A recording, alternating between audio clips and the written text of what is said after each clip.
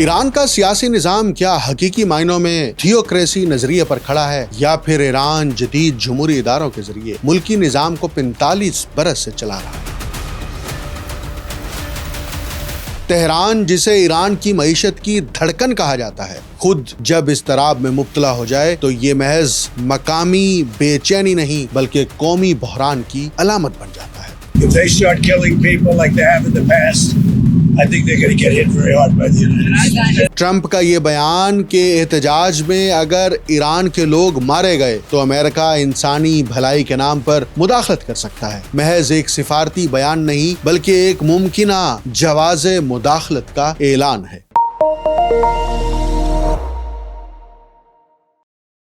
آپ دیکھ رہے ہیں انٹولڈ سٹوری ود ڈاکٹر اکمل سومرو۔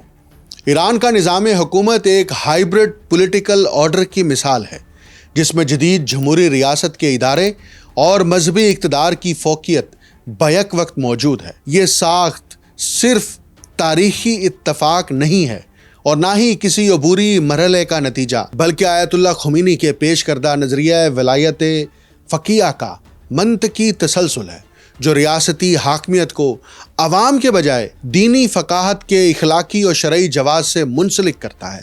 نظریہ ولایت فقیہ میں اقتدار کا سرچشمہ عوامی رضامندی نہیں بلکہ شرعی اہلیت اور دینی علم کو تصور کیا جاتا ہے۔ اگرچہ آئین میں انتخابات، پارلیمان اور صدر جیسے اداروں کی موجودگی جمہوری مظاہر فراہم کرتی ہے، مگر یہ مظاہر ایک ایسے بالادست فقیہی نظم کے اندر کام کرتے ہیں جو ان کی حدود متعین کرتا ہے۔ یوں جمہوریت یہاں خود مختار قدر کے طور پر نہیں بلکہ ایک سیاسی بندوبست ہے۔ ادارہ جاتی سطح پر نگہبان شورا، مجلس تشخیص مصلحت اور رہبر اعلیٰ جیسے ادارے ریاستی فیصلوں پر بالادستی رکھتے ہیں، جس کے باعث منتخب ادارے اکثر سیاسی اختیار کے بجائے انتظامی ذمہ داری تک محدود ہو جاتے ہیں۔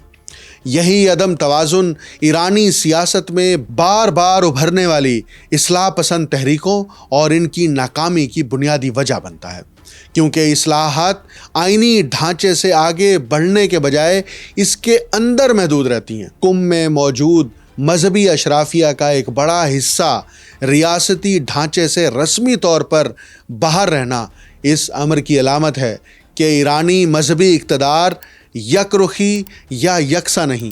اس غیر رسمی مذہبی اتھارٹی کا وجود ریاستی بیانیے کو چیلنج بھی کرتا ہے اور بعض اوقات اس کی اخلاقی توجیہ بھی فراہم کرتا ہے۔ یوں مذہب بذات خود ایک وحدانی قوت نہیں بلکہ مختلف سیاسی رجحانات میں منقسم ایک سماجی طاقت ہے۔ یہی ساختی تضاد حالیہ عوامی احتجاج کو محض معاشی یا سماجی رد عمل کے بجائے ایک سیاسی نظریاتی بحران میں تبدیل کر رہا ہے۔ نوجوان نسل، شہری متوسط طبقہ اور خواتین کی تحریکیں دراصل اس سوال کو اٹھا رہی ہیں کہ کیا ریاستی مشروعیت فقیہی سرپرستی سے اخذ کی جائے یا عوامی خود مختاری سے۔ ریاست کا سخت گیر رد عمل اس سوال کا جواب طاقت کے ذریعے دینے کی کوشش ہے، جو عارضی استحکام تو فراہم کر سکتا ہے مگر طویل المدت مشروعیت کے بحران کو حل نہیں کرتا۔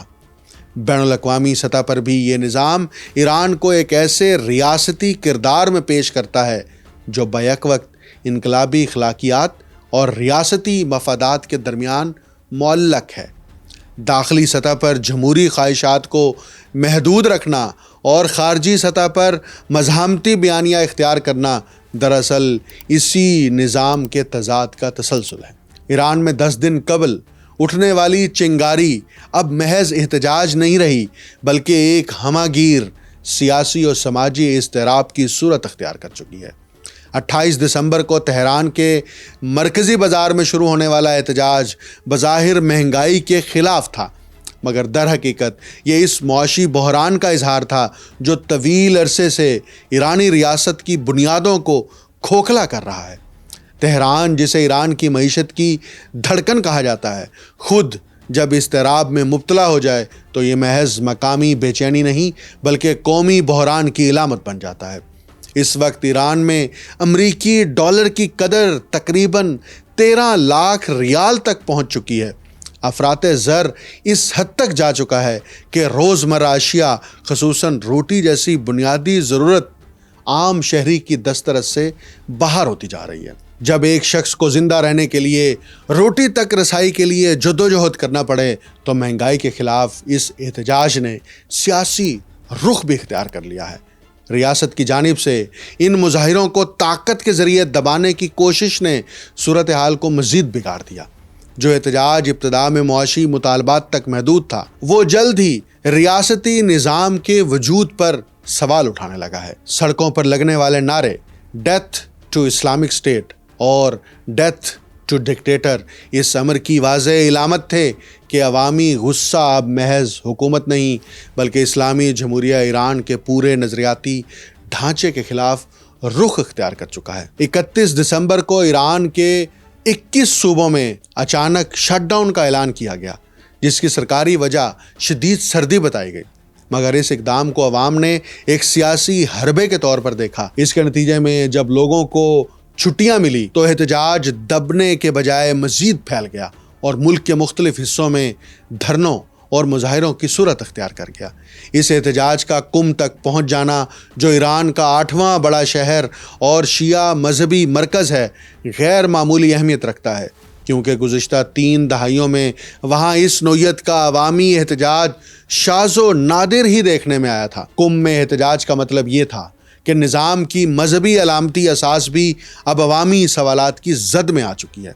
ریاست نے اس بڑھتے ہوئے دباؤ کے جواب میں انٹرنیٹ بند کر دیا، جبکہ سرکاری اہلکاروں کو خصوصی وائٹ سم کارڈز فراہم کیے گئے۔ جب یہ امتیازی انتظام عوام کے علم میں آیا تو احتجاج صرف برقرار ہی نہیں رہا بلکہ مزید شدت اختیار کر گیا اور دیگر شہروں تک پھیل گیا۔ یوں اطلاعات پر قدغن لگانے کی کوشش الٹا ریاستی عدم مساوات اور جبر کی علامت بن گئی۔ اسی پس منظر میں بین الاقوامی سیاست بھی متحرک ہوئی۔ امریکی صدر ڈونلڈ ٹرمپ کی جانب سے یہ بیان کہ اگر ایران میں لوگ مارے گئے تو امریکہ انسانی بھلائی کے نام پر مداخلت کر سکتا ہے، محض ایک سفارتی بیان نہیں بلکہ ایک ممکنہ جواز مداخلت کا اعلان ہے۔ If they start killing people like they have in the past, I think they're going to get hit very hard by the United States. ایرانی ریاست اس خطرے سے بخوبی آگاہ ہے کہ اسرائیل اور امریکہ کسی بھی لمحے اقدام کر سکتے ہیں۔ اسی لیے حالیہ دنوں میں ایران نے اپنے دفاعی حکمت عملی میں بنیادی تبدیلی کی ہے۔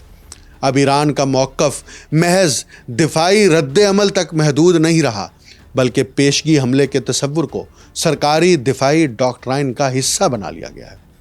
یہ سوال اہم ہے کہ امریکہ اور اسرائیل ایران میں مداخلت کیوں کرنا چاہیں گے؟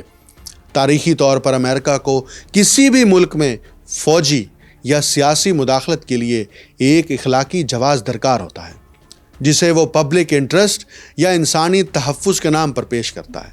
ایران میں جاری احتجاج اسے یہ بیانیہ فراہم کر سکتے ہیں اور شاید یہ موقع بار بار نہ ملے۔ اس ممکنہ مداخلت کے پیچھے 3 اساسی محرکات نمایاں ہیں۔ اول، انسانی تحفظ نہیں بلکہ ایران کی جوہری تنصیبات کو اپنے کنٹرول میں لینا، اس سے پہلے کہ وہ حماس یا حزب اللہ جیسے اتحادی گروہوں کے ہاتھوں میں مزید مضبوط ہو جائیں۔ دوسری وجہ، مشرق وسطیٰ میں اسرائیل کے گرد بننے والا رنگ آف فائر توڑنا، جس میں ایران کی اتحادی قوتیں کلیدی کردار ادا کرتی ہیں۔ تیسری، ابنائے ہرمز پر اثر و رسوخ یا کنٹرول، جہاں سے دنیا کی تقریباً 20% عالمی تجارت گزرتی ہے اور جو عالمی معیشت کے لیے شہ رگ کی حیثیت رکھتی ہے۔ اس کے ساتھ ایران کے تیل پر وینزویلا کی طرز پر قبضہ کر کے عالمی تجارت میں طاقت حاصل کرنا امریکی مقاصد میں شامل ہے۔ ایران کا سیاسی نظام کسی سادہ آمریت یا مذہبی ریاست کا نام نہیں بلکہ ایک پیچیدہ فکری اور ادارہ جاتی تجربہ ہے، جس میں جمہوریت کو اخلاقی سرپرستی کے تابع کر دیا گیا ہے۔ یہی تجربہ آج ایرانی ریاست کے لیے سب سے بڑا چیلنج بھی ہے، کیونکہ معاشرہ اب اس سرپرستی کے جواز پر سوال اٹھا رہا ہے، اور یہ سوال محض سیاسی نہیں بلکہ فکری، اخلاقی اور تہذیبی نوعیت اختیار کر چکا ہے۔ ایرانی نظام کے سخت گیر عناصر نے حالیہ برسوں میں مختلف ریاستی اداروں میں اپنی طاقت مزید مستحکم کر لی ہے۔ وہ 2020 اور 2024 کے انتخابات میں پارلیمان پر غالب آئے۔ ایران میں صدارتی انتخابات بھی اکثر ریاست کے زیر انتظام رہتے ہیں، جس سے انتخابی عمل پر سخت کنٹرول ظاہر ہوتا ہے۔ تاہم 2024 کے صدارتی انتخابات جو صدر ابراہیم رئیسی کی اچانک وفات کے بعد منعقد ہوئے، ایک غیر متوقع نتیجہ دیے گئے اور نئے اور صدارت کے عہدے پر مسعود ملک کے 2 دہائیوں میں پہلے مظاہری اصلاح پسند رہنما کے طور پر ابھرے۔ 2025 کے اختتام پر ایران میں بڑے پیمانے پر احتجاج نے یہ سوال دوبارہ جنم دیا کہ آیا ملک کسی نظام کی تبدیلی کے دہانے پر کھڑا ہے؟ یہ قیاس آرائیاں اس وقت مزید شدت اختیار کر گئیں جب جون 2025 میں اسرائیل کی جانب سے ایرانی ایٹمی تنصیبات اور فوجی قیادت پر وسیع حملوں نے ایران کی سیکیورٹی میں گہری کمزوریوں کو آشکار کیا۔ ایران کی جدید تاریخ میں ایک مستقل اور غیر متزلزل عنصر سپریم لیڈر کی حتمی بالادستی رہا ہے، یعنی وہ ولی فقیہ جو آئین کے مطابق عملی طور پر زندگی بھر ایران کا قائد ہوتا ہے۔ ایران کے آئین کے مطابق یہ عہدہ ریاست کا سربراہ ہے اور اسے وسیع اختیار حاصل ہیں، اس بنیاد پر کہ سیاسی اقتدار دراصل مذہبی اقتدار سے ماخوذ ہوتا ہے۔ آئین کا آرٹیکل 110 اس عہدے کے اہم اختیارات کو تفصیل سے بیان کرتا ہے۔ ان میں قومی پالیسیوں کے تعین اور ان کے نفاذ کی نگرانی، مسلح افواج کی قیادت، فوجی سربراہان، اسلامی انقلاب کی گارڈ فورسز اور پولیس کے اعلیٰ حکام کی تقرری شامل ہے۔ خمینی کے جانشین آیت اللہ علی خامنائی نے وزارت دفاع، انٹیلیجنس، خارجہ امور اور سائنس کی وزارتوں کے انتخاب میں بھی اثر و رسوخ رکھا ہوا ہے، جہاں سائنس کی وزارت خاص اہمیت رکھتی ہے کیونکہ یہ یونیورسٹیوں کے سربراہان کی تقرری کی ذمہ دار ہے۔ خامنائی نے سپریم لیڈر بننے سے قبل صدر اور اسلامی انقلاب کی گارڈ فورسز کے کمانڈر کے طور پر خدمات انجام دی ہیں، جس سے ان کے پاس نہ صرف سیاسی بلکہ عسکری تجربہ اور اثر و رسوخ بھی موجود ہے۔ تاہم سپریم لیڈر کا اختیار مکمل طور پر مطلق نہیں ہے، وہ اسمبلی آف ایکسپرٹس کے ذریعے منتخب ہوتا ہے، جو 88 براہ راست منتخب شدہ فقہا پر مشتمل ایک ادارہ ہے اور جسے آئینی طور پر سپریم لیڈر کی نگرانی کا حق حاصل ہے۔ عملی طور پر یہ نگرانی ایک خفیہ کمیٹی کے ذریعے کی جاتی ہے اور یہ واضح نہیں کہ آیا انہوں نے کبھی خمینی یا خامنائی کے فیصلوں پر واقعی کوئی مؤثر روک ٹوک کی کوشش کی ہو۔ سپریم لیڈر پر غیر رسمی حدود بھی موجود ہیں۔ یہ عہدہ ایران کی سیاست میں ایک فیصلہ کن حیثیت اور ایک نمونہ اور تقلید کا ماخذ سمجھا جاتا ہے، لہٰذا ان کی رہنمائی نہ صرف ریاست کے لیے سمت متعین کرتی ہے بلکہ سیاسی اور مذہبی اشرافیہ کے وسیع تر اتفاق رائے کی عکاسی بھی کرتی ہے۔ ساتھ ہی سپریم لیڈر اپنی اثر و رسوخی کے لیے صرف دینی اختیارات پر انحصار نہیں کرتا بلکہ میڈیا، سرپرستی اور دیگر سیاسی وسائل کا بھی استعمال کرتا ہے۔ سپریم لیڈر کو جواب دہ صدر ہے جو حکومت کا سربراہ ہوتا ہے۔ صدر زیادہ سے زیادہ 2-4 سالہ مدت کے لیے منتخب ہو سکتا ہے اور اس کا کام ریاستی قوانین پر عمل درآمد، سپریم لیڈر کے طے کردہ حدود کے اندر پالیسی ترتیب دینا اور خارجہ تعلقات کو ریاست کی نمائندگی کے طور پر انجام دینا ہے۔ صدر کابینہ کے اراکین کی نامزدگی کرتا ہے جنہیں پارلیمان کی تصدیق درکار ہوتی ہے اور بجٹ کی تجویز پیش کرتا ہے جو پارلیمانی عمل سے منظور ہونی چاہیے۔ پارلیمان یا مجلس میں 290 نشستیں ہیں۔ اراکین کو جغرافیائی حلقوں سے 4 سالہ مدت کے لیے براہ راست منتخب کیا جاتا ہے جبکہ 5 نشستیں مذہبی اقلیتوں کے لیے مخصوص ہیں۔ مجلس میں علماء کے حصے میں کمی آئی ہے، 1980 میں 50% سے زیادہ تھے جو 2020 تک صرف 5.5% رہ گئے، جبکہ ان کی تعداد جو انقلابی گارڈ سے وابستہ ہیں اس میں اضافہ ہوا ہے۔ چونکہ یہ ایک ایوان مقننہ ہے اس لیے اسے وسیع قانون سازی کے اختیارات حاصل ہیں۔ سپریم لیڈر اور اسمبلی آف ایکسپرٹس اگرچہ سپریم لیڈر آئینی طور پر نگرانی کے تابع ہے، عملی طور پر یہ نگرانی رسمی اور غیر فعال ہے۔ اس سے ظاہر ہوتا ہے کہ ایران میں طاقت کا حقیقی مرکز غیر منتخب اور مستحکم ہے۔ گارڈین کونسل کو یہ ذمہ داری دی گئی ہے کہ وہ یہ تعین کرے کہ پارلیمان کے منظور کردہ قوانین آئین اور اسلامی اصولوں کے مطابق ہیں یا نہیں۔ کونسل کے 12 ارکان میں سے نصف علماء دین ہیں جو سپریم لیڈر کے ذریعے مقرر کیے جاتے ہیں، جبکہ باقی نصف कानूनी माहिरीन हैं जिन्हें पार्लियामान मुंतखब करती है। गार्डियन कौंसिल के पास असेंबली ऑफ एक्सपर्ट्स, सदारती और पार्लिमानी इंतखाबात के उम्मीदवारों की अहलियत के फैसले का इख्तियार भी है, जिससे ये ईरानी इंतखाबी जमहूरियत के दायरा कार और हदूद मुतय्यन करने में बहुत असर व रसूख रखती है।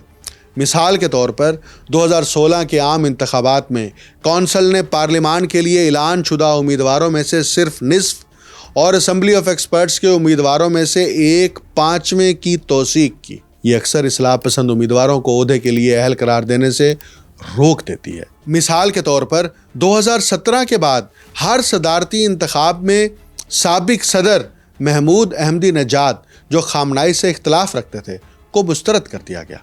एक और इदारा एक्सपीडेंसी कौंसिल है जो पार्लिमान और गार्डियन कौंसिल के दरमियान सालिस का किरदार अदा करती है। इसे 1988 में एक फरमान के ज़रिए कायम किया गया और अगले साल आइनी तरमीम के ज़रिए आइन में शामिल कर दिया गया। सुप्रीम लीडर, जो कौंसिल के अरकान को 5 साल मुद्दत के लिए मुकर्रर करता है, ने इसे हुकूमत की निगरानी का इख्तियार तफवीज़ कर रखा है।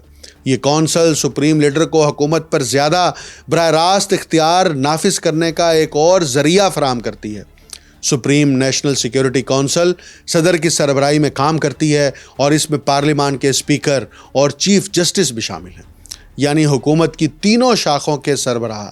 कौंसिल में फ़ौजी कमांडर्स, वज़राए दिफा, खारजा उमूर और इंटेलिजेंस और सुप्रीम लीडर के 2 ज़ायती नुमाइंदगान भी शामिल हैं। इस तरह ये कौंसिल सदर और सुप्रीम लीडर दोनों के मुंतखब करदा अफराद पर मुश्तमिल है। आइनी तौर पर इसके इख्तियारात वसी हैं। ये दिफा और सिक्योरिटी से मुताल्लिक वसी पैमाने पर पॉलिसियाँ मुरतब करती है और दाखिली और ख़ारजी ख़तरात का मुकाबला करती है। ईरान का पूरा ये इंतज़ामी और सियासी ढांचा ये बता रहा है कि हर सतह पर, हर दायरे में अवाम के मुंतखब नुमाइंदे शामिल हैं, जिनके मुत्तफ़िका आरा की बुनियाद पर ना सिर्फ फ़ैसले किए जाते हैं बल्कि कौमी तरक्की और ख़ुद मुख्तारी के तहफ़्फ़ुज़ के लिए इक़दामात भी उठाए जाते हैं।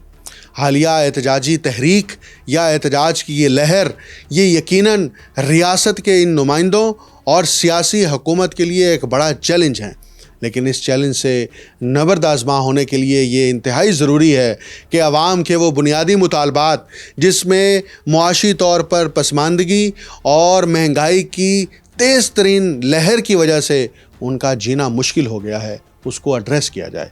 नहीं तो इस पूरे मामले में जो बेनिफिशरी ताकतें हैं वो बैनुल अक़वामी हो सकती हैं, और जिसकी नुमाइंदा और सरपरस्त अमेरिका है। ट्रंप इसलिए बार बार ये इशारा कर रहे हैं कि अगर ईरान की हुकूमत ने मुजाहिरीन के ऊपर दबाव या उनके ऊपर जबर और जुल्म बंद ना किया तो अमेरिका के पास ये जवाज़ होगा कि वो ईरान के अंदरूनी मामलात में मुदाखलत करे। यहाँ पर दानिशमंदी और होशियारी के साथ ईरान को इस पूरे मामले को समेटना होगा ताकि एहतजाज की आड़ में ईरान को मुस्तकबिल में किसी भी किस्म के सियासी या कौमी अदम इस्तेहकाम का शिकार ना किया जा सके। मुझे डॉक्टर अकमल सुमरो को इजाज़त दीजिए। अल्लाह हाफ़िज़।